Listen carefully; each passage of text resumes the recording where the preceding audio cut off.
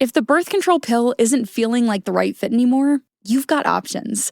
Natural Cycles is the only FDA-cleared birth control app that's 100% hormone-free. It works by tracking your daily temperature to pinpoint your fertile days, so you'll know which days you can and can't get pregnant. No hormones, no side effects, just science that works with your body. Millions have already made the switch, and you can too. Save 15% when you sign up today with code RADIO15 at naturalcycles.com.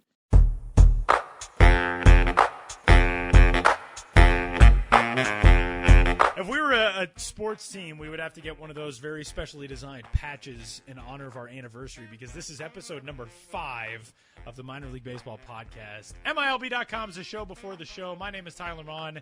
Jake Steiner in New York City. Hi, Jake. Hey, Tyler. What's going on? Number 5. Look at this. Do you really get a patch after 5 years or something? I feel like you need to at least have a 0 at the end of your Yeah, that's probably true. There's probably not many teams that celebrate 5 years. That's a very low bar to clear if you were a team that's like, hey, we've been around 5 years. Everybody jump on board. I mean, 5 episodes is already more than I thought we'd get, so I guess we could be celebrating. Four more than we figured we'd get. I thought Brendan, after the first one, would be like, man, you guys are annoying. Especially Tyler. So welcome in. It's episode number 5, the show before the show. We're talking all things minor league baseball, and we're like almost to the doorstep of the first full month of the season. So we've gotten a ton of promotions already. We've gotten a ton of prospects moving up from level to level, not just to the big leagues.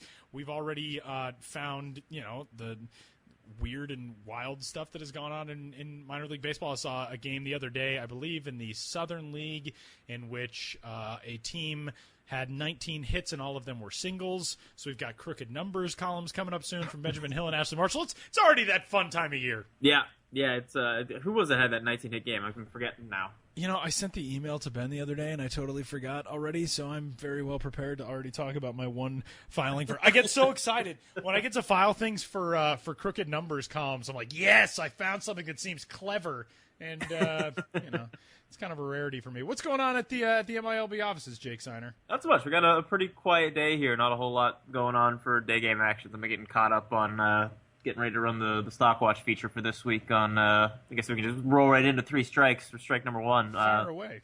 Writing about the Brewers shortstop Orlando Arcia playing in Double-A Biloxi. It's been a pretty good year for the Brewers system so far in general. A lot of guys playing well.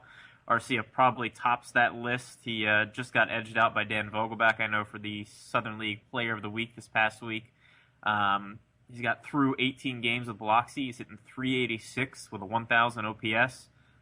Those who know Arcia know his calling card really is more his defense. People just can't say enough good things about his defense at short. I profiled him in a preseason story where I kind of ranked some of the best defensive shortstops in the minor leagues, and I had Lindor ahead of him, but based on the things I was hearing, it sounds like the gap between Orlando Arcia and Francisco Lindor defensively is not all that big. Arcia kind of checks all the boxes you want. He's got great range, a great arm. His instincts are really good. I talked to a handful of Florida State League coaches about his defense, the guys who saw him last year, and they use words like, quote, superb and outstanding. I had one guy claim he was already major league ready defensively. So the question with Arcia is really just a matter of how good is the bat going to be, and what's his ultimate role going to be is pretty much dependent on the bat. The glove is going to play at the major league level and play really well, but if the bat's, if he's nothing more than a 240 hitter, that's not necessarily an everyday guy, not a great everyday guy, certainly. But he's hitting this year. The thing he's always done really well is he's made a lot of contact. He has kind of an interesting swing. I watched a lot of video for the story that's going up tomorrow. His hands are kind of loud. He's got a lot of movement. One thing I noticed is early in the count, he tends to start his hands much higher, and he gets a lot more movement, I imagine, just in an attempt to create bat speed. When he gets behind in the count, he actually adjusts his approach pretty notably. His hands drop down. There's a little less movement. There's clearly more focus on making contact. And really, based on what I saw, there's no pitch that he can't at least get the barrel on the ball on. Not all the contact's been loud or anything, but certainly he's been getting his share of base hits, getting his share of doubles. He took a big step forward last year in the Florida State League, knocking 29 doubles. So he's an interesting guy to follow. If he can keep the batting average up at like a 280, 290 clip in the major leagues, and that's sort of where he's been the last year and change now in the minors, you're looking at really an impactful guy. It's, maybe put up similar numbers to what we saw from Jose Reyes, with probably just a little bit less speed, less stolen bases. but maybe better defense. If he doesn't get to that, I think a pretty interesting comp, at least as far as what the numbers and the results are going to look like, might be a guy like Alcides Escobar, who Brewers fans certainly remember and has put a nice little major league career together. So Arcia is an interesting guy and one that's worth watching just because he's going to be a major leaguer and probably a pretty decent one just based on the defense. And it's all just a matter of how much that offense and the hit tool and the strength can kind of play at the plate. Well, and the interesting thing, too, is the Brewers obviously know that they can challenge him at advanced levels for his age. He was a teenager in the Florida State League last year. Now he's in Double-A. He's hitting .386 through 18 games, an OPS of 1,000 even, and he's 20.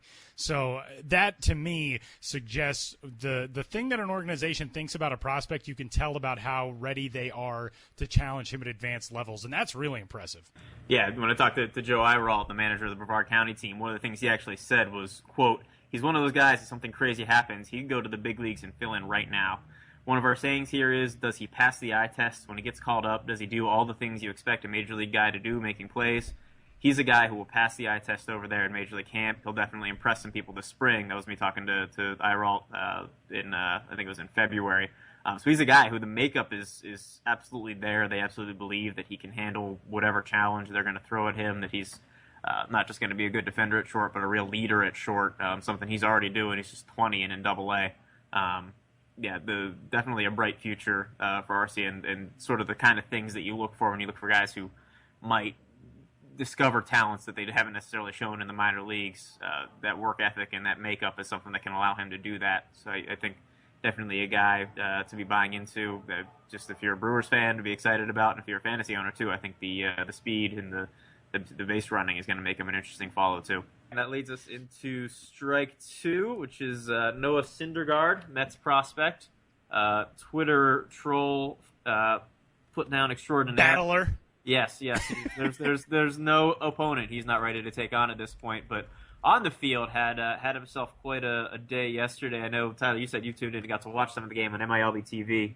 Yeah, and he looked – it's kind of difficult to tell sometimes. Las Vegas just has a one-camera feed, but even from that, from not a very close look at Syndergaard, you could tell just how on he looked throughout the entirety of that start. He gave some fantastic quotes to Ashley Marshall last night, one of our outstanding writers, in which he said, quote, I had excellent fastball command, probably the best I've had in my entire life. This was maybe the best performance I've had in my entire life. I've never had a complete game, so that was definitely a highlight. 7 two-hit innings, 9 strikeouts, picked up his first career complete game shutout in Las Vegas, beat the Albuquerque Isotopes 8-0. That's impressive enough. It's almost more impressive is he did it with another team's top prospect on the other side, John Gray of the Colorado Rockies, and Gray has really struggled out of the gate this season. But for Syndergaard, I mean, he certainly did not let the matchup affect him at all. And he not only was that good on the mound, but he also had a couple of hits at the plate, too. It's really just one of those wire-to-wire outstanding performances. And when you see somebody like Syndergaard, who was battling an illness, was feeling kind of under the weather over the last week or so, and then had the issue where he went after a troll on Twitter, which obviously the Mets were upset about. They talked to him about it. I don't think there's a person in the world who sees an athlete own a troll on Twitter and feels bad for the troll. It's maybe not the most professional thing to do, so the Mets addressed it, but, whatever. So he comes back from that, maybe a bit of a discipline thing, and then he was sick and didn't really feel that great for a few days and had been pushed back start-wise. And then he goes out, throws his first complete game shutout. It was only 7 innings, but he was unbelievable yesterday and hit 98 miles an hour through the first few innings. We've seen that he was hitting 99 and 100 in the start before that. If he's not in Citi Field within the next couple of weeks, it's probably going to be the next couple of weeks after that. That's how close he is right now.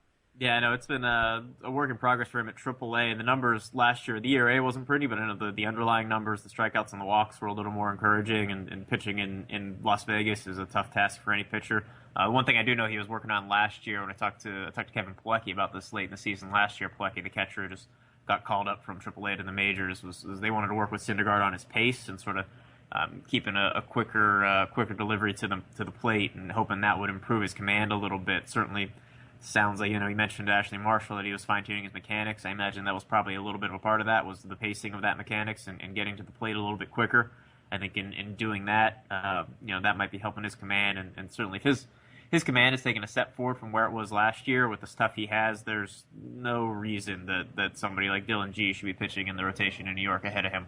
It's amazing how much talent the Mets have, both at the major league level, obviously, with what Matt Harvey's done already this season, and even despite some of the guys they've lost to injury, you look at Noah Syndergaard and the fact that he's on the doorstep. The Mets have been one of the most exciting stories in baseball already this season, and they're only going to probably get more so as the season goes along. See, I just had this brought to my attention last week. I didn't even see this, but apparently over the winter, Wally Backman told some of the New York media he actually thought Steven Matz was a better pitching prospect than Syndergaard.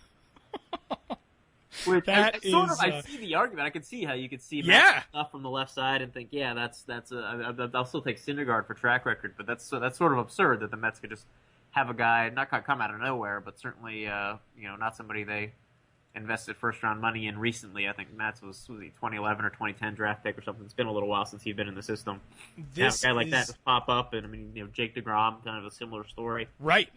Yeah, it's probably been a while since a lot of people have said this, but if I'm a New York Mets fan right now, I'm very excited for the next 5 years. So Steven Matz was a second-round pick, but that was all the way back in 2009.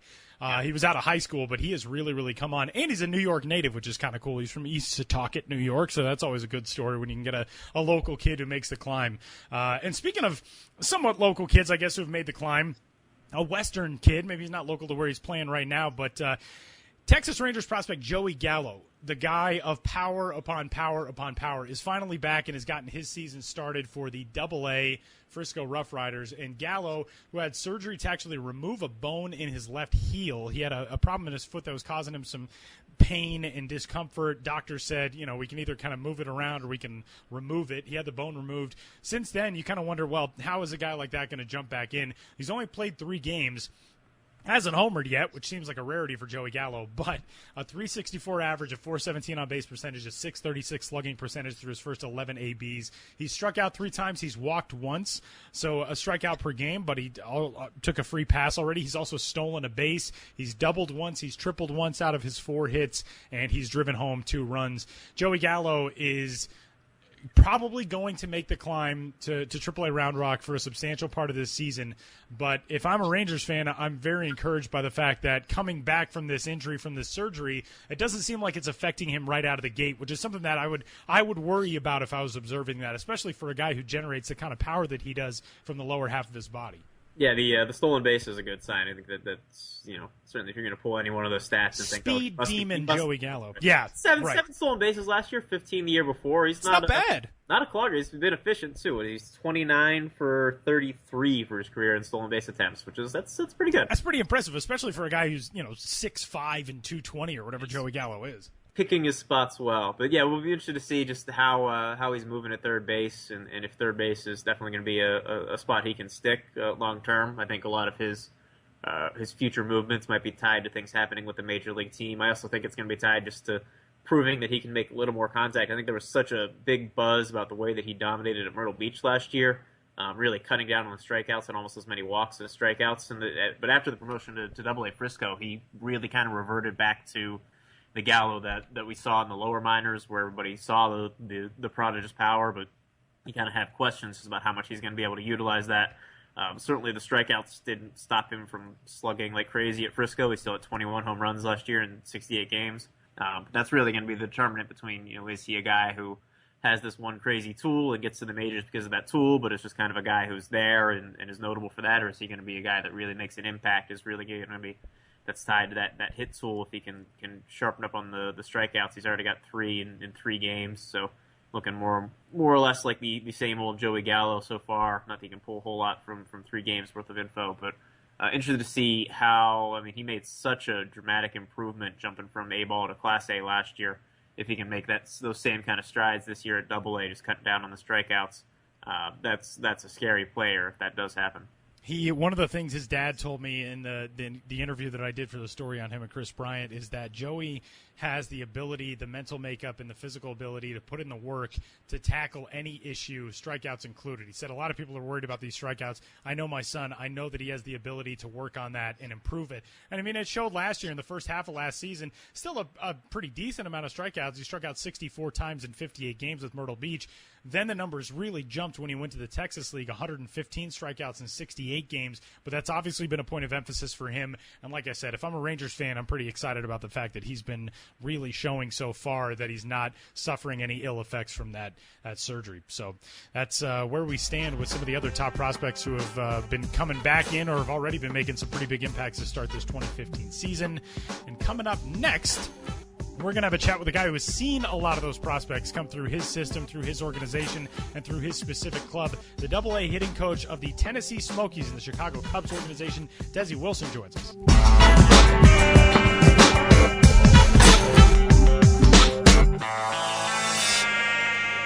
All right, our guest this week on the MILB.com Show Before the Show podcast is the hitting coach at Double-A Tennessee in the Cubs system, Desi Wilson. Desi, we appreciate you joining us. How's everything going in Tennessee? Everything is good. Just finished up here with batting practice. Yeah, been a pretty good year for a lot of the hitters you have there in Double-A. Two guys who off to really hot starts are Dan Vogelback, first baseman DH, and Kyle Schwarber at catcher. I wanted to start by asking you a little bit about Vogelback. He's a guy who's always hit for some power, and he's a .291 career hitter. Always pretty good walk and strikeout numbers, but he's off to an incredible start this year. He's hitting .414, 3 home runs. He's got more than twice as many walks as strikeouts through 16 games.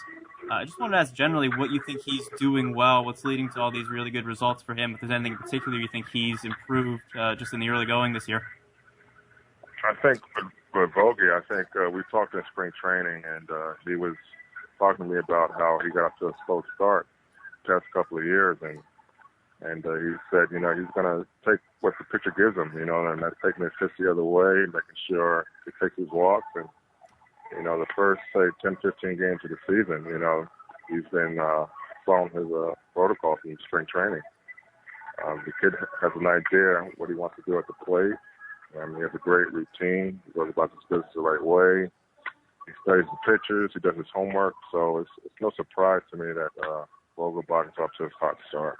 Yeah, the one thing when I talked to Dan a little bit last year was he said last year really prioritized using the whole field a little bit more. He thought he was a little too pull heavy when he was in Class A, and thought he really improved that with Class A advance last year. Where is he at that stage in his development right now? Is he a guy who is at the point where he's already using the whole field pretty proficiently for Double-A hitter, or is that something that's still a work in progress?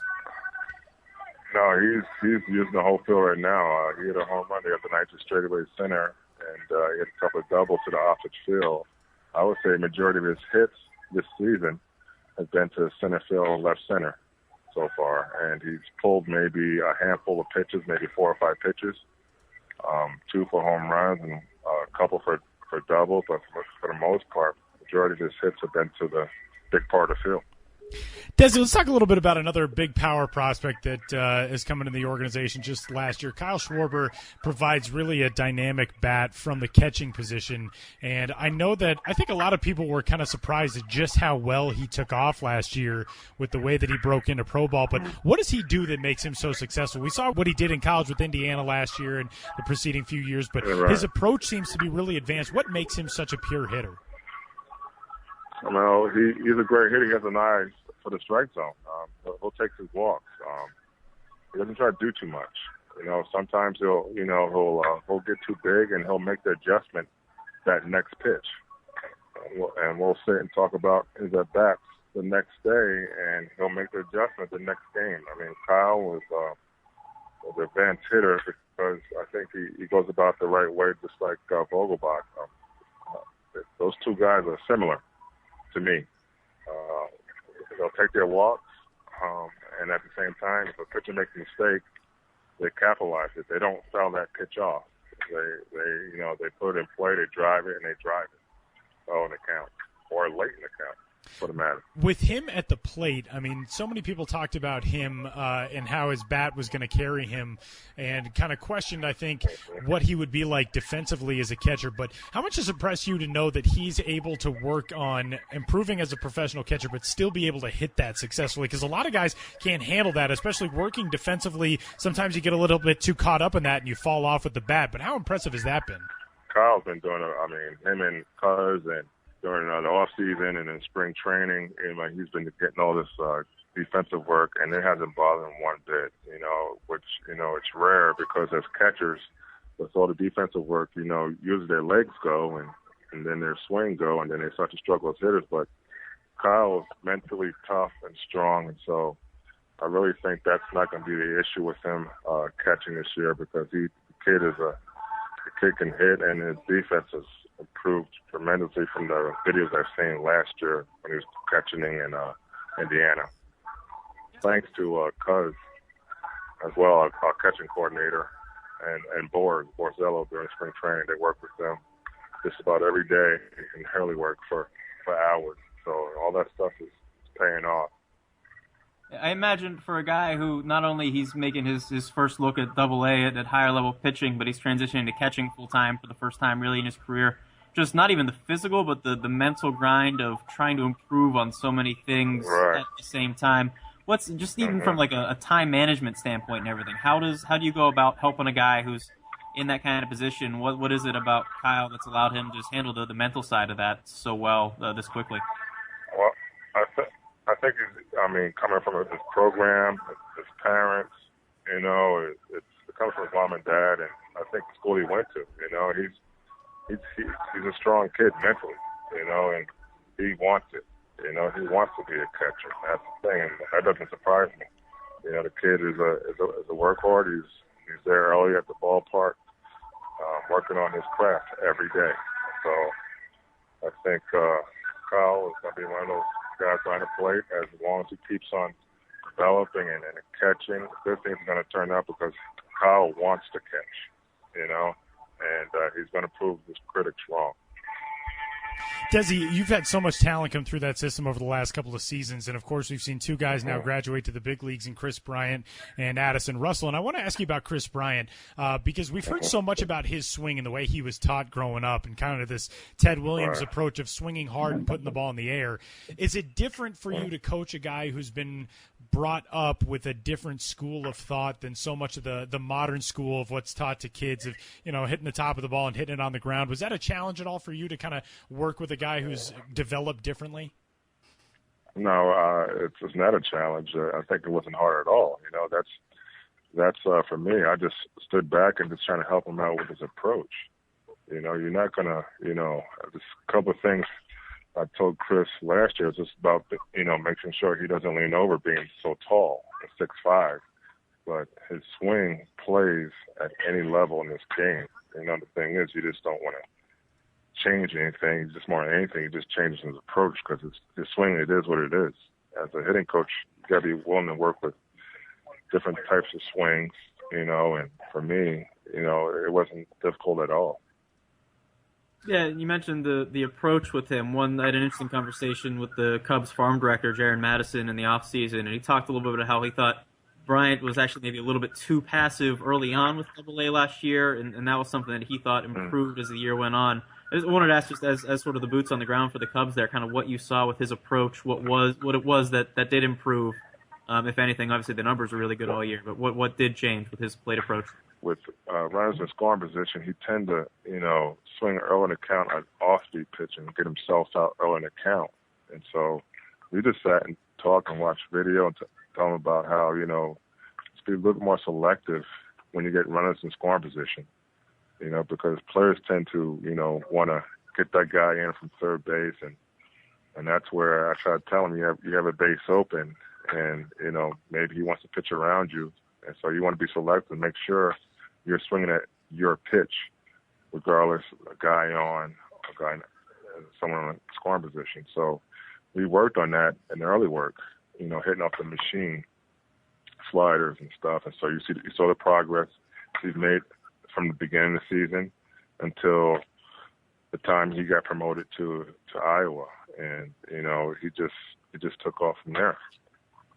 Desi, you're a guy who's been in this system for a while now, and things have changed so much over the last few years with how much talent has come through. What's that been like for you guys as coaches, as members of this staff, to go from a franchise that was kind of searching for an identity to now be, a top-rated team in a lot of publications in terms of your minor league talent, and seeing all these guys come through over the last few seasons? The front office and the scouts for that, the trades they made and drafting these players in the draft, they're making those decisions of players who will be bringing to this farm system. And so I'm thankful and grateful for the guys that are, making the trades and getting the draft. And, you get those players in the draft, and, I think it's for me, it's easier. Because these guys are, they're coachable, they're hungry, and well as talented. They pull for their teammates. They go about their business the right way. So it makes my job a lot easier. I think it makes the manager job easier, the pitching coach, the coordinators, everybody along, the farm system. Desi, one last player I wanted to ask about was there's an interesting conversation you and I had about Javier Baez back in 2013 that stuck with me. We were talking, right. You just gotten him back under a year. You had coached him in 2012, and then you got promoted, and he was still in high A. And you talked about just the way that you had seen him improve from when you coached him in 2012 to 2013. I think people will be really interested in hearing that and hearing just the way that his work ethic and things have sort of propelled him through the minors and how he has struggled before. I just wonder if you can sort of recall that conversation and just talk about just maybe if the improvements you saw him make, if they inspire confidence that he is going to figure things out at the major league level at some point. Right. When he got promoted from Daytona to Tennessee, Mario Duncan told me, the drills that he was doing down in Daytona, and when he got here, you can see that his first at bat, he hit a home run, and he went 0 for 20 the next 20 at bats, and I just, more than anything, I just wanted to watch Javi hit because he just got promoted to the next level, and then we sat down in Jackson about remembering keeping the game simple and not trying to do too much because, you're just a piece of the puzzle. We have, 9 other players. You just got promoted. Just do your part and try to understand, keep your same routine. And he would go in the cages every day. We hit off the machine every day, slider machine, just about every day. But that's where he had the biggest problem is recognizing off speed. And, we would talk hitting, every inning about his approach, what to look for, try to slow the game down, modify your leg kick, because all these things he was doing prior to getting to Tennessee because he had a tough time, as his walk rate and strikeout rate were kind of high. And then he made those adjustments, I would say, in August. And I remember, and he had in that bat, he had a 9-pitch walk. And he was so ecstatic about that walk because he laid off some certain pitches. He fouled off some tough pitches. And he came up to me and he was like, that's probably my best at-bat of the year. And I was like, you know what? It is probably your best at-bat because you battled back from 0-2 and you grinded out that at-bat and you took a walk. I said, those are things, Javi, that we need to see on a consistent basis. And so he started to get it. And as you know, 2012, that year, I mean, he hit like 20 home runs in about 54 games. I wasn't surprised, but I was surprised at the fact that the approach he took, pitches he was laying off. The leg kick wasn't as high. Strike zone discipline, it was there. So I think it's still there right now. Unfortunately, he went to some things with sister and in big league camp, and he's just, serious talent. You just got to, remind him of the little things that he did in the past and not trying to complicate everything with Javi because you got to keep things simple with him. And because the talent is there, there's no fault, it's there. I just think that as coaches, we see things in Javi that we're trying to correct, but I think it's one thing at a time. It takes us baby steps. It's a process that every hitter goes through minor league system. and he knows what he has to do. And I think, Harper and Posey, they have a plan for him in Iowa, and I think things are going to, turn around for him. I think he's going to make those adjustments. It's obviously a talented ball player, and he's willing to make some changes as well. Desi Wilson is the hitting coach at AA Tennessee in the Cubs system. Desi, always a pleasure talking to you. We appreciate you coming and joining us on the show today. Thanks, Desi. No problem, buddy.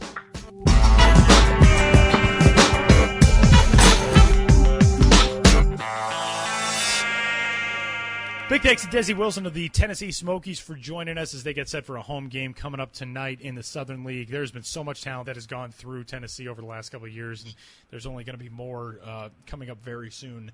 And they are a team that transitions players to the AAA Pacific Coast League, and guys who hit in the Pacific Coast League love it. Chris Bryant, Addison Russell, and those guys very much part of that as well.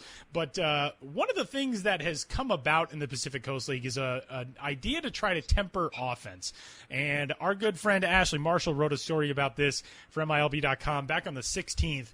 And I thought it was interesting in that it's a trend that is continuing to grow in the PCL, and that is the trend of the humidor. And that's a subject I wanted to tackle for this week's edition of Things I Read. Ash put together a good story about how the Salt Lake Bees have installed a humidor this season. They are the 5th Pacific Coast League team to do so, and they put it in at Smith's Ballpark. It's actually kind of an interesting story about what exactly their humidor is. It was an unused refrigerator from Energy Solutions Arena. The Bees are owned by Gail Miller, who is the widow of Larry H. Miller, who also purchased the Utah Jazz, as Ash writes in this story. So the Jazz basically handed off the spare refrigerator to the Bees, and the Bees are now using it as a humidor to keep baseballs to their exact specifications of what they're supposed to be like. The idea is, well, it's not an idea. I mean, the fact is, at high elevations with thinner air because of the altitude, with less oxygen, baseballs dry out, they shrink a little bit, and they basically turn into kind of the baseball version of golf balls comparatively with baseballs that are thrown at sea level. So what the humidor does is it keeps baseballs at the state in which they're made and in which they're shipped. In Salt Lake, it's an 8x8x10 refrigeration box. It's a custom installed walk-in refrigerator, basically. Humidity will be kept at 50% there. The temperature inside is 68 degrees. And it's interesting to me that this is something that has turned into a prominent thing in the PCL. Colorado Springs installed one. They were the first team to do so in the minor leagues. They installed one a few seasons ago. Albuquerque followed, then Reno, then El Paso when their ballpark opened last year, and now Salt Lake. I think it's great that minor league teams are doing this. Yeah, Ashley has some of the numbers there. It's having an effect. I know you live out in Colorado or a Rockies guy, so you've seen it at Coors Field too, and the effect it can have at the major league level. I think it's definitely a good thing to get those AAA teams just a run environment that's maybe a little more reasonable compared to just the expectations you'd have for baseball. There are some parks where I don't really know what you can do with. I don't know if you can really fix what's Las Vegas and just the crazy run environment there, just 'cause it's so dry and then the elevation and things.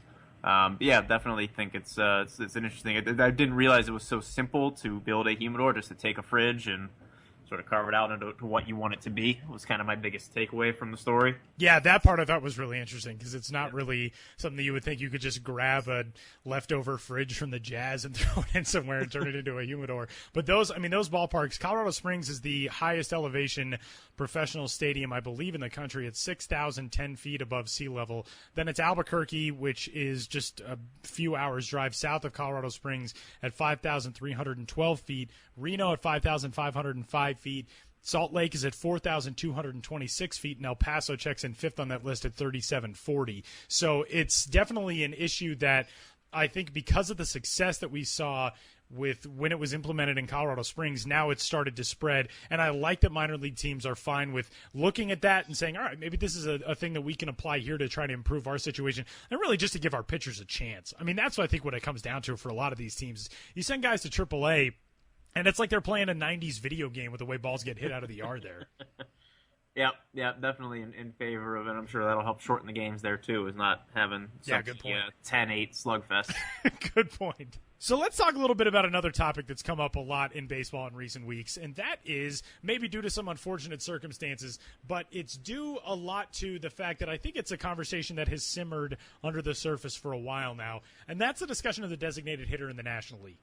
This pertains a lot to minor league baseball because pitchers do not hit in the minors until Double-A. There's only 2 levels in which pitchers hit at all, and even when that's the case, they only do it when it's National League teams versus National League teams in terms of their affiliation. So this conversation is starting to get louder and louder and louder. And Jake, I want to know some of your thoughts on the DH in the National League. Yeah, I think we are at odds here because I'm pretty pro designated hitter. I think the argument against the designated hitter pretty much starts and ends if you Google Tommy Hanson bat bunt. I was in Atlanta when this happened. He had a sacrifice bunt and he bat flipped the bunt. So that's the argument I have. Now I gotta look it up. That's the argument I have for the DH. The argument against the DH is everything else. I don't find it that entertaining. Occasionally it's entertaining when a pitcher hits and you have somebody like Bartolo Colon and you get some funny photos and things. I don't think that's necessarily worth it. I'll miss, the impact that guys like Carlos Zambrano or some of the others that can really hit have just on the game when they are not an automatic out in the 9 spot. But I think that's going to be minimal. I don't really have a problem with saying, you pitchers, you specialize in pitching, you're not going to be very good at hitting. Don't bother. I think I'd rather just see, somebody else. I'd rather see someone, like a Dan Vogelback who maybe can't cut it at first base. Maybe not Vogelback has a chance, but somebody like that be able to sneak into a lineup and play, and more opportunities for guys like that who could be pretty special hitters even if they can't play defense. I'd rather see that than just pitchers run out there and sack bunt and move station to station. And small ball is I appreciate some of it, but I'd rather just see guys hitting away. I am a National League guy. I mean, by birth, and grew up watching double switches and watching the ball that the National League, I guess, played in kind of a different era in the 90s. Obviously, everybody somewhat played a different era of baseball, but especially what we see now where it is a lot more strategically oriented and differently minded than the American League. So I am pro pitchers hitting, but I am pro pitchers hitting in a perfect world, and we don't live in that perfect world, so I'm very realistic about what it means to have the designated hitter in the National League, and with that being said, I think it's coming. Do I want it that way as a National League fan, and do all of the people that I know here want it that way? No, not at all. I think people really love the way the National League ball is played, but pitchers, like I said, do not hit until Double-A when they're in the minor leagues. They don't hit in college. A lot of them don't hit in high school. So pitchers aren't being taught the way to be as professional hitters. And in that, what's the point of having them hit at the major league level? There are very few fun guys to watch hit. I mean, some guys can actually swing the bat. I mean, even just here, watching games in the city of Denver, a couple of Rocky starters who can actually swing it pretty well, Jordan Lyles and Tyler Matzik, they're somewhat fun to watch hit. But for every Jordan Lyles and Tyler Matzik that you have a guy like Byung-Hyun Kim, who I always remember would jump and swing at the same time. So I understand that the reason why it's not going to be a world where every pitcher hits in both leagues is because it's systematically ingrained in baseball now that pitchers don't hit at basically every level. They hit very rarely in the minor leagues, and when they do hit in the major leagues, it's most of the time not that pretty to watch.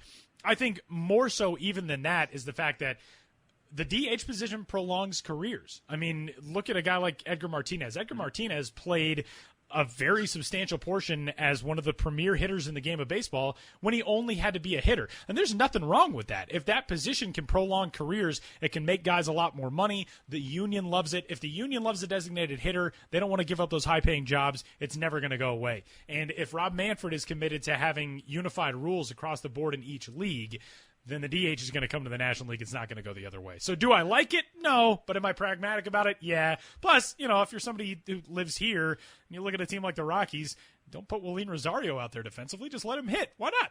So it seems like, it's a way to stick another bat in there who can't do anything else. I just don't understand. You have some people who might be better at a thing and some people who are clearly worse at a thing, talking pitchers and just guys who are DH only. I don't know why you wouldn't prefer to watch the guys who are clearly good at a thing do that thing that's being designated hitters hit, as opposed to pitchers who are, some of them are as good as you or me, basically, up there. Although, to be fair, it's funny to see you and me. Although, to be fair, it would be really entertaining watching one of the two of us try to hit Major League pitching. Not entertaining for like a, oh, man, they're really good sort of way, but like entertaining is in, I think that guy's arms are going to fly off of his body the next time he swings. But that's entertaining once. It's not entertaining on a nightly basis. It's entertaining once, and then it's like, I feel so sorry for him. Oh, did you see the? I hadn't seen this before, so I think this was an older story. But the story about how the Phillies actually blew the National League the DH coming in the National League back in 1980. Yes, so it was up to a vote. Yeah, I got the story right here. So it was the team president Bill Giles at the time. He was going and he had direction from the owner of the Phillies, Rudy Carpenter, to vote for the DH because the Phillies had two guys who kind of fit in that role, Greg Lazinski and Keith Moreland. And so Giles went to the meeting, then at the meeting found out that actually this proposal was to introduce the DH a year from now. And Giles wasn't sure what Carpenter wanted done, and this was obviously pre-cell phone and everything. Carpenter was out on a fishing trip. So Giles decided, okay, I'm going to vote against the DH right now. And the Phillies and I don't know why the Pirates needed to just leave the Phillies and do whatever. That seems very Pirates interesting. Said they would vote however the Phillies voted, and those were the two swing votes that decided whether the DH was coming to the National League or not. So Giles said, well, we'll vote against it for now, and figured next year he'd have a chance to vote again, and it just hasn't been on the table since. Which is interesting. I mean, you would have figured that this would have come up at some point over the last 35 years, and it hasn't.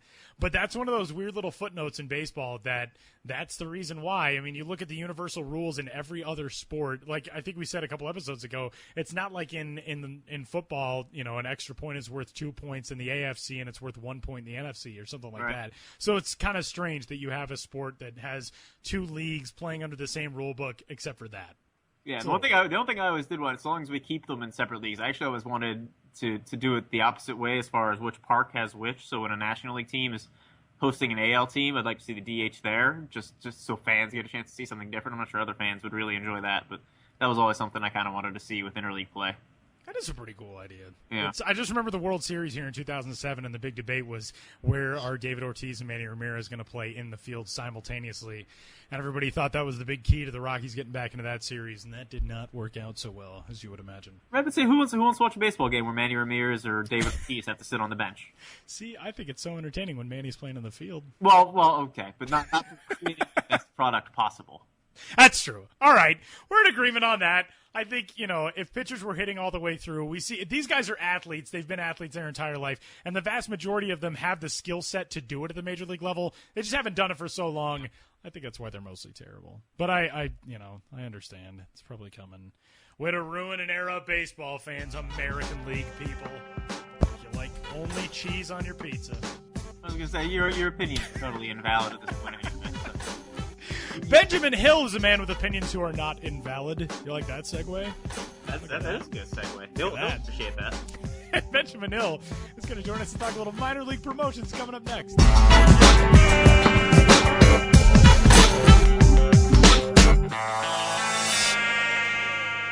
Getting into the meat of the minor league baseball promotional schedule as we hit almost the first full month of the season coming up in May. And our good pal Benjamin Hill from Ben's Biz blog and at Ben's Biz on Twitter and a minor league road trip near you joins us from our palatial New York offices next to Jake Steiner. Hello, Ben. How are you? I'm doing well. I'm doing fantastic, actually. Thank you. Good. That's a good way to start it on a positive note. We had a promo preview launch this morning, authored by one Benjamin Hill of MILB.com, and a lot of good stuff coming up this week. I am very partial. There's Star Wars Nights. Obviously, Star Wars Nights a big theme for everybody. I'm very partial to the jerseys, though. The Northwest Arkansas Naturals have rolled out for this week, coming up on May 1st. Tell us about what's going on this week in the promo preview. Yeah, well, I mean, to start with what you just mentioned, the Naturals, a lot of teams are doing themed jerseys, as we probably all know. But the Naturals are doing one in honor of their mascot, Strike, who was a baseball-loving Sasquatch who wandered out of the woods and became their mascot.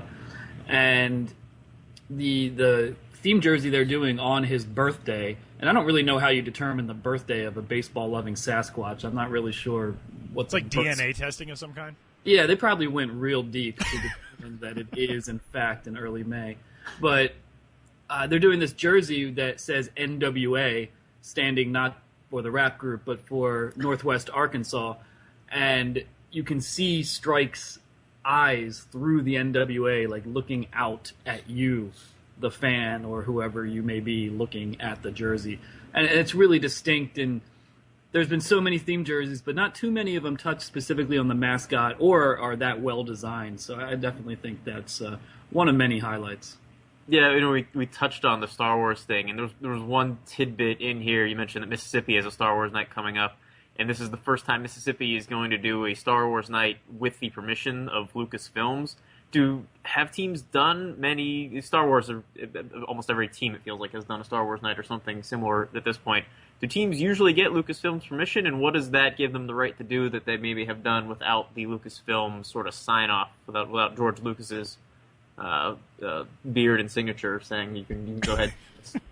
Well, that ties in, the permission ties in mostly to the theme jerseys and apparel and anything a team might want to sell in conjunction with the night.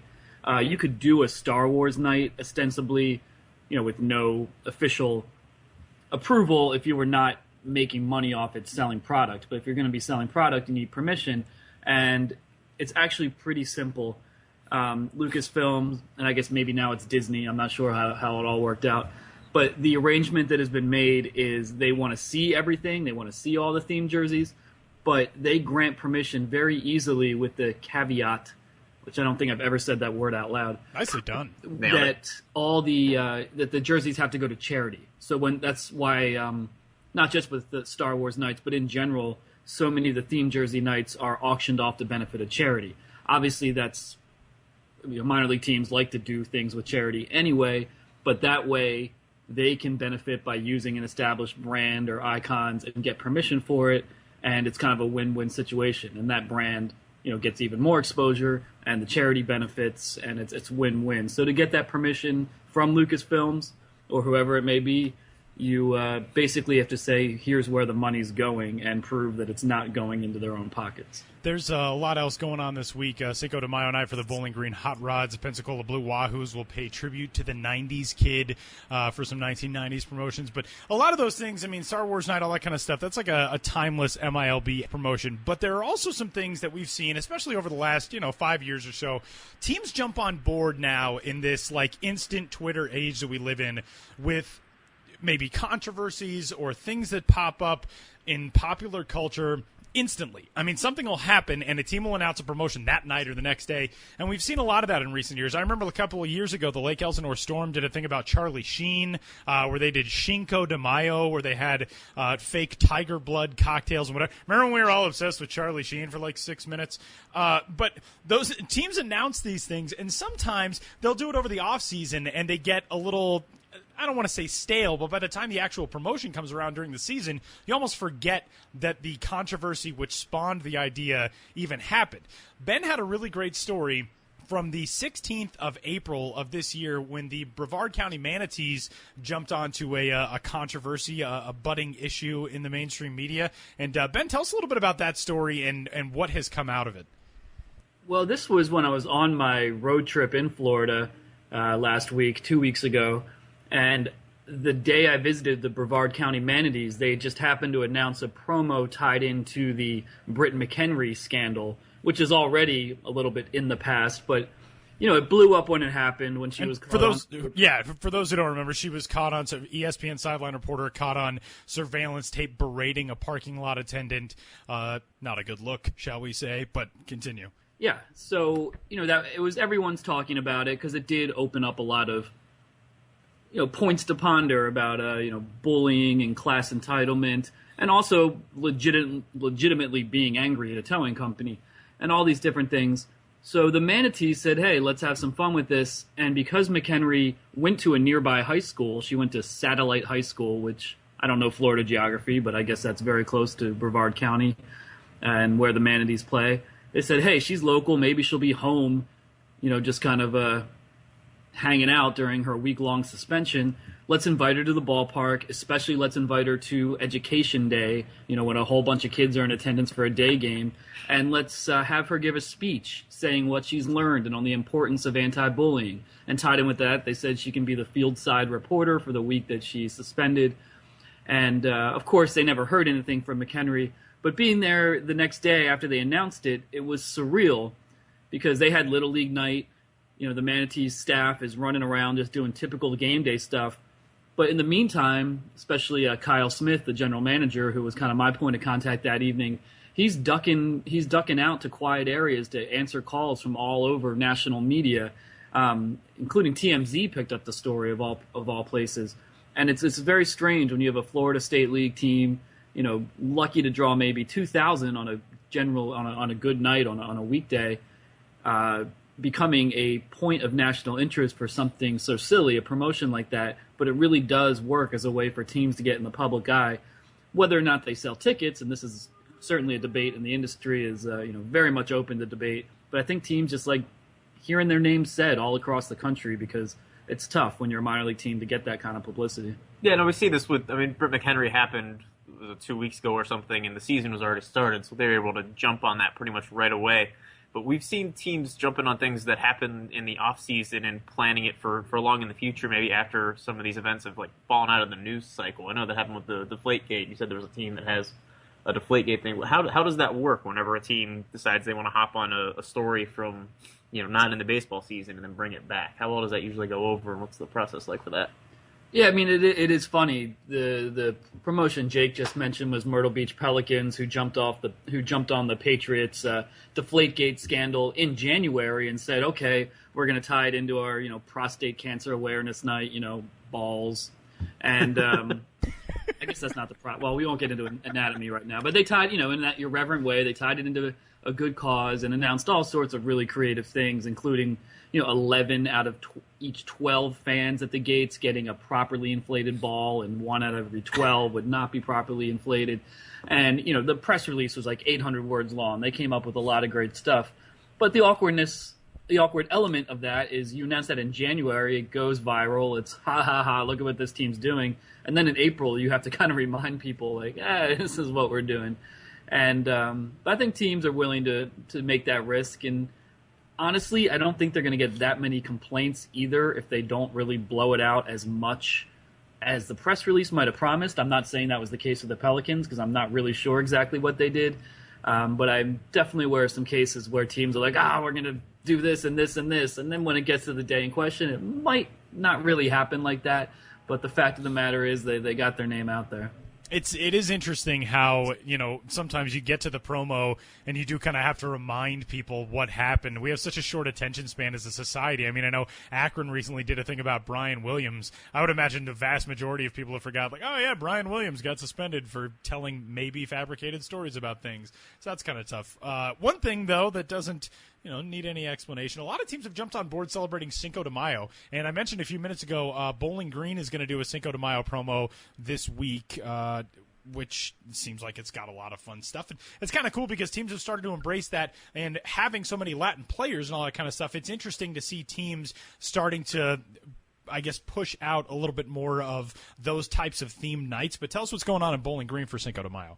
Well, Bowling Green definitely had the best one I saw.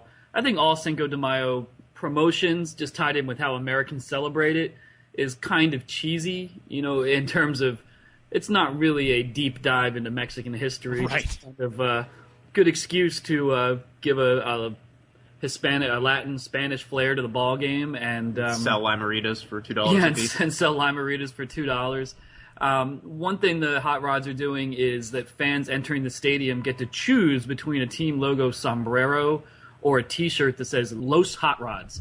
Which we've actually seen a lot of teams, not just in baseball, have done that. In the NBA, they've got Latin Heritage Nights where you'll see Los Lakers or Los Suns or whatever it is. So a lot of teams have done this in recent years. Yeah, so the Los Hot Rods T-shirt, and I typed it into Google Translate, and it turns out that Los Hot Rods means the Hot Rods. Oh! I get it now. So okay, now it all makes sense. It's Spanish. And another really great thing that the Hot Rods are doing as part of Cinco de Mayo is they happen to have a guy in the front office named Kevin Worm, like Worm, W-O-R-M. I give him my sympathies if he's listening and he's over it. But to grow up with the last name Worm could not have been easy. Anyway, now it's all paying off because here he is working for a team staging a Cinco de Mayo promotion. So they're going to replace their usual mascot dash in which the mascot runs across the outfield between innings while kids chase him across the field. and they're going to have Chase the Worm instead. A reference to tequila and the bottle and the worm at the bottom of the bottle. So they're going to do Chase the Worm just by having this guy named Kevin Worm run across the field as kids trail after him. And those are the sort of things, most people won't even notice it when it's happening or being like, what? But if you're paying attention, those are the kind of funny little absurd elements that teams, maybe to amuse themselves more than anything, but it's those sort of things that make it still fun for me to cover this stuff, those really goofy little side things going on. He is Benjamin Hill. You can give him a follow on Twitter at Ben's Biz. You can follow him on Instagram as well at the Ben's Biz. Was Ben's Biz already taken on Instagram, so you had to go with the Ben's Biz?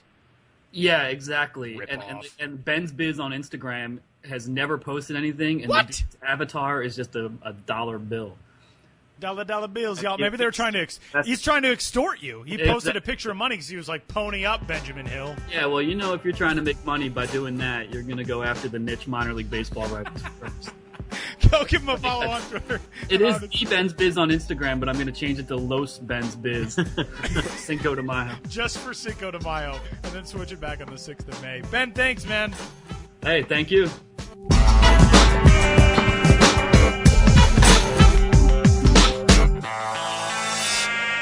As always, our good pal Benjamin Hill with all the latest and greatest information on minor league promotions for this coming week and always. I thought that was really interesting just hearing about – you kind of don't think about that when a team announces a promotion about like, oh, Brian Williams, Liar, Liar, Pants on Fire night in January or February. And then by the time the season gets here, you're like, what do we know about Brian Williams? What is that all about?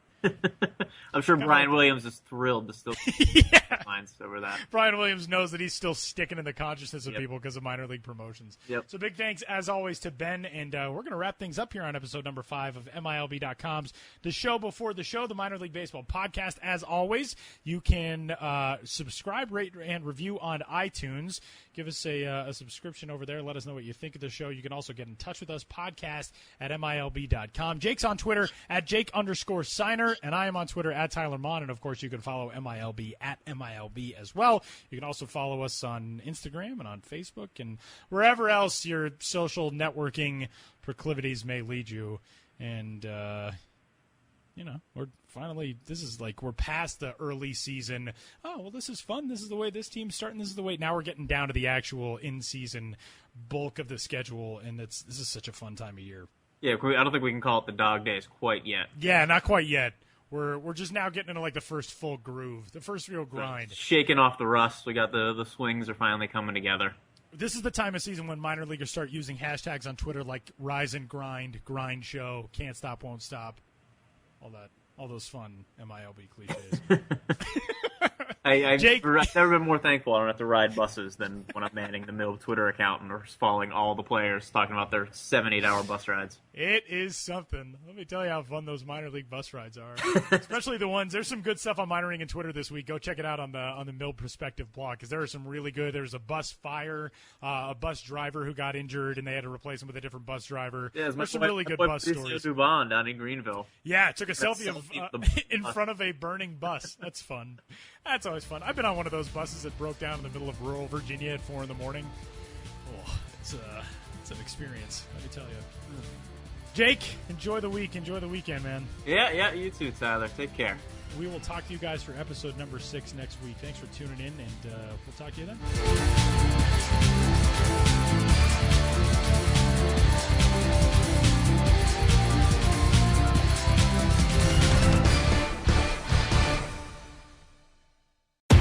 You know Gray Bar for electrical parts, but there's one more thing you may not be thinking of us for that can help maximize your next project's total value.